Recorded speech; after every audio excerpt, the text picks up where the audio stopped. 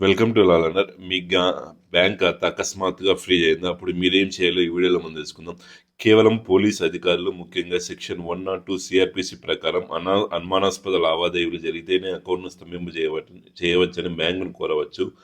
Notice తప్పనిసరి. మీ ఖాతాను free చేసినప్పుడు దాని గురించి మీకు సమాచారం ఇవ్వడం మరియు దాని సంబంధిత మెజిస్ట్రేట్ కోర్టుకు నివేదించడం పోలీసుల బాధ్యత. నెక్స్ట్, మీ ఖాతా ఎందుకు ఫ్రీ చేయబడిందో బ్యాంక్ మేనేజర్ని అడిగి తెలుసుకోండి. నోటీస్ కాపీ లేదా ఏ పోలీస్ స్టేషన్ నుండి ఆర్డర్ వచ్చిందో అడగండి. మొత్తం అకౌంట్ను కాకుండా కేవలం అనుమానాస్పదంగా ఉన్న నగదు మొత్తాన్ని మాత్రమే ఫ్రీ చేయమని మీరు కోర్టును ఆశ్రయించవచ్చు.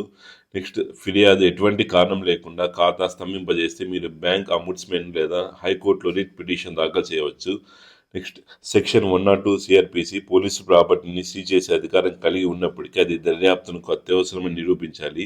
అనేక తీర్పుల ప్రకారం నిందితుడి నోటీస్ ఇవ్వకుండా అకౌంట్ను ఫ్రీ చేయడం సహజ న్యాయ సూత్రాలకు విరుద్ధం. అకౌంట్ను అన్ఫ్రీజ్ కోసం మెజిస్ట్రేట్ కోర్టులో సెక్షన్ 450, 451, 457 సిఆర్పిసి కింద అప్లికేషన్ వేయవచ్చు.